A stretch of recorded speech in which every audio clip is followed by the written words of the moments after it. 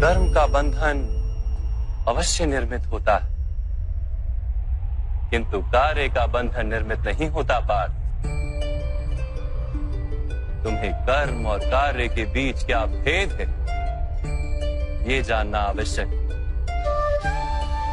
सभी कर्म कार्य, किंतु सभी कार्य कर्म नहीं। कर्म उस कार्य को कहते हैं जिसके साथ फल की आशा जुड़ी। मनुष्य जब भी सुख की, संपत्ति, प्रशंसा की आशा रखकर कोई कार्य करता है तो वो उस कार्य के फल से बंध जाता है। जब किसी कर्म को फल की आशा से किया जाए तो उसे सकाम कर्म योग कहते हैं, और जब किसी कर्म को बिना किसी फल की आशा से किया जाए तो उसे निष्काम कर्म योग कहते हैं। इसी कारण से उसे बार बार जन्म लेना पड़ता है। वास्तव में मनुष्य को कोई कर्म नहीं बांधता, कर्म से जुड़ी आशाएं उसे बांधती।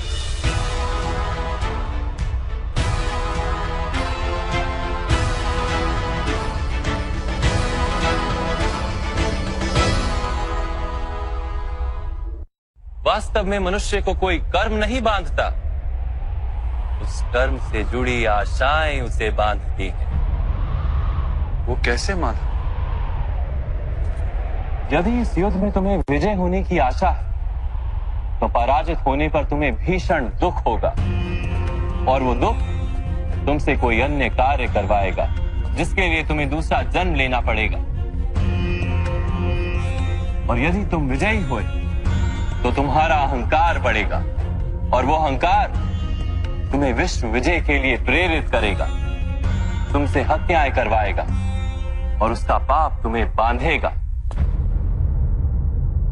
विचार करो, यदि तुम्हें इस युद्ध में ना विजय का मोह और ना पराजय का भय, तो इस युद्ध के अंत में तुम्हें सुख प्राप्त होगा या दुख प्राप्त होगा? ना सुख माधव, ना ही दुख। अर्थात तुम्हारा सुख, दुख, हताशा, निराशा, अहंकार युद्ध के कारण नहीं है। युद्ध के साथ तुमने जो आशाएं बांधी हुई हैं, उसके कारण है।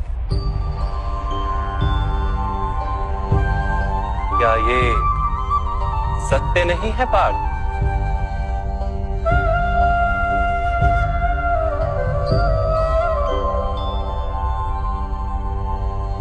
सुख दुखे समे कृत्वा लाभा लाभो जया जयो ततो युद्धाय युज्यस्व नैवं पाप मवाप्स्यसि।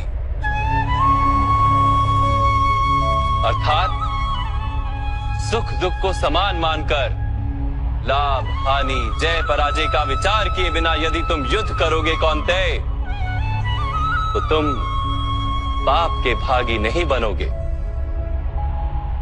इसी को कर्म योग कहते हैं। जो सांख्य का ज्ञान प्राप्त कर लेता है वो ये जान लेता है कि वो शरीर नहीं, केवल एक आत्मा है।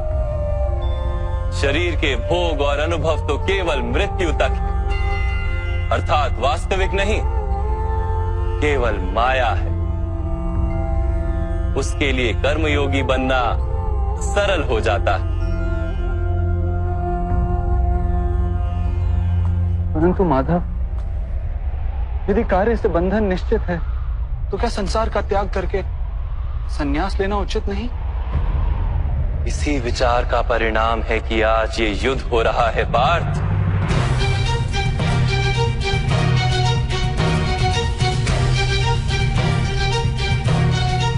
विचार करो, जब सत्व गुण से भरे धर्म को जानने वाले लोग कर्मों का त्याग करते हैं, तब अधर्म से भरे लोग भी संसार को चलाते हैं।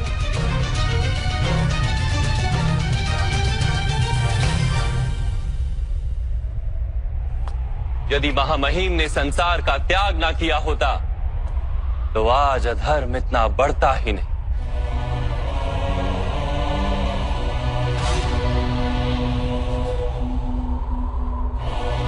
और तुम्हारे पिता ने यदि संन्यास ना लिया होता तो आज भ्राता युधिष्ठिर सुख से राज कर रहे होते।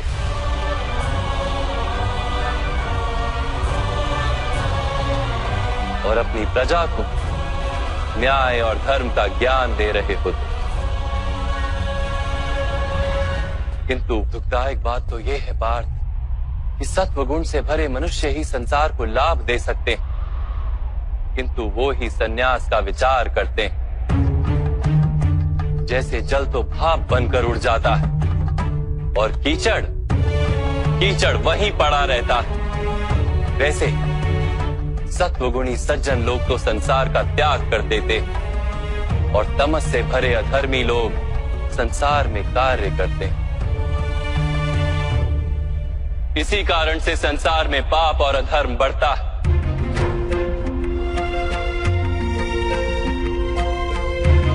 किंतु कर्मयोग इस विचित्र स्थिति से सारे संसार का रक्षण करता है। कर्मयोगी फल की आशा का त्याग करता है, किंतु कर्मों का त्याग नहीं करता। वो इसी संसार में रहता है, सन्यासी की भांति सारे कार्य करता है, किंतु उनमें लिप्त नहीं होता। कर्मयोगी अपनी संतानों से, स्वजनों से, अपनी प्रजा से कोई अपेक्षा या आशा नहीं रखता। स्वयं उसे संन्यास का लाभ होता है, किंतु समाज को संसारी की भांति लाभ देता। मनुष्य अपनी संतानों के सुख के लिए श्रम करता है माधव। अपनी संतान से सुख की अपेक्षा कैसे न रखे? मनुष्य अपनी संतानों के लिए जो भी करता है वो व्यापार है या प्रेम पार? प्रेम माधव। तो फिर अपने कार्यों के प्रति फल की इच्छा क्यों पार? भविष्य का लाभ तो व्यापार में देखा जाता है, प्रेम में नहीं। जो मनुष्य अपनी संतानों का चरित्र निर्माण उचित रूप से करता है, संतानों को प्रेम और धर्म के संस्कार देता है, उसकी संतानें भी मनुष्य को प्रेम और सुरक्षा अवश्य देती। संतानों के कर्म, स्वजनों के व्यवहार उनके कर्म है पार, और जब उनके कर्मों पर हमारा कोई अधिकार नहीं होता तो उनसे आशाएं और अपेक्षाएं रखने का क्या प्रयोजन? यदि गहन विचार करोगे पार्थ तो शीघ्र ही ये जान लोगे कि जीवन में ऐसा कोई कार्य नहीं है जिसके साथ आशाएं और अपेक्षाएं जोड़ना अनिवार्य हो। जब सृष्टि ही परमात्मा है और मनुष्य स्वयं परमात्मा का अंश है, तो सारे कार्य परमात्मा ही करते हैं, मनुष्य स्वयं कुछ नहीं करता। यही कर्मयोग का मूल सिद्धांत है पार्थ।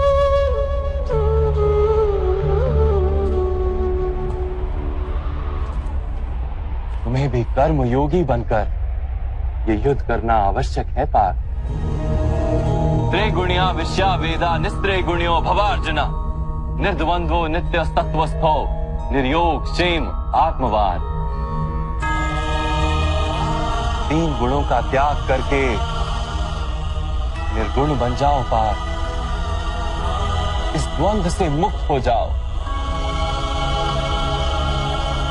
सदा सत्व अर्थात परमात्मा में बुद्धि लगाकर कर्तव्य का वहन करते रहो। कुछ प्राप्त करने की इच्छा और कुछ प्राप्त किए हुए का रक्षण करने का विचार त्याग दो पार्थ, और अपनी आत्मा को स्वतंत्र कर।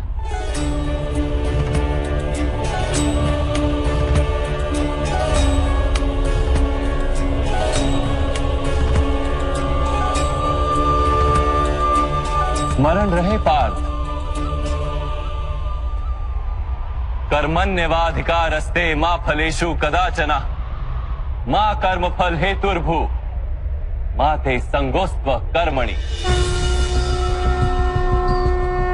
तुम्हारा अधिकार तो केवल कर्म करने का है, फल तो ईश्वर के हाथ में। इसलिए ना कर्म से भागना उचित है और ना ही कर्म के फल की आशा रखना उचित है।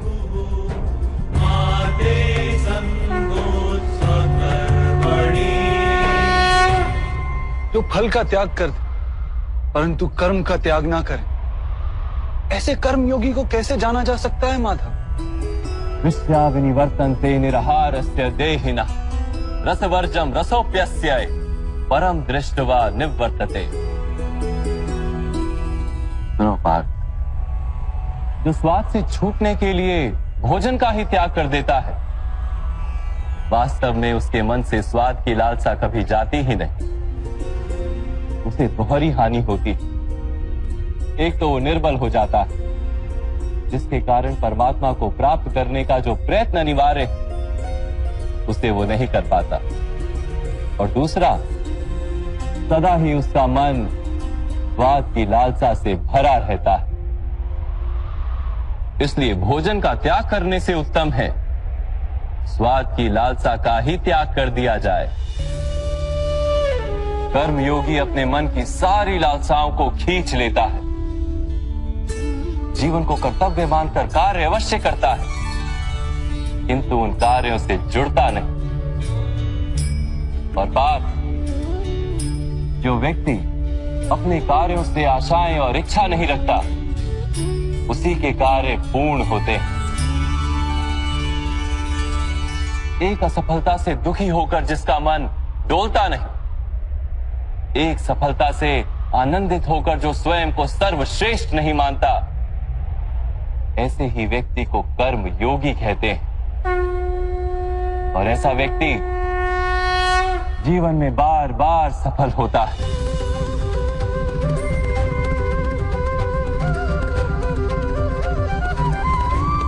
ध्यायतो विषयान् पुंसः संगस्तेषु पजायते संगात संजायते कामा कामात् क्रोधोऽभिजायते क्रोधात् भवति सम्मोहः सम्मोहात् स्मृति विभ्रमः स्मृति भ्रंशात् बुद्धिनाशो बुद्धिनाशात् प्रणश्यति।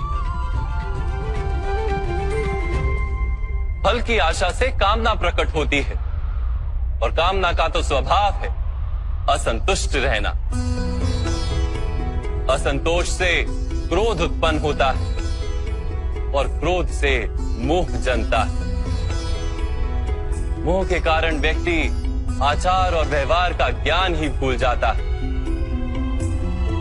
ज्ञान के जाने से बुद्धि चली जाती है, अनुचित प्रकार के कार्य होने लगते हैं, और समाज ऐसे व्यक्ति का शत्रु बन जाता है। और अंत में ऐसे मनुष्य पूर्णतः पतन हो जाता है।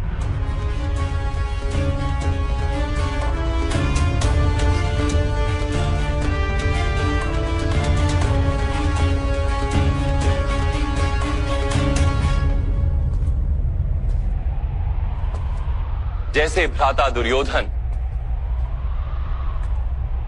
उनके सेनापति महामहिम उनके ही शत्रु हैं,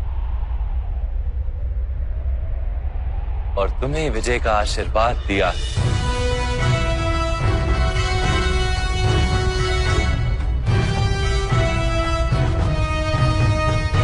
पार्थ, कर्मयोग ब्रह्म विद्या का दूसरा चरण है। परमात्मा में अपनी बुद्धि स्थिर करो, स्वयं को आत्मा जानो, मिथ्या बंधनों से मुक्त हो जाओ, और फल की आशा का त्याग करके केवल कर्म करते रहो।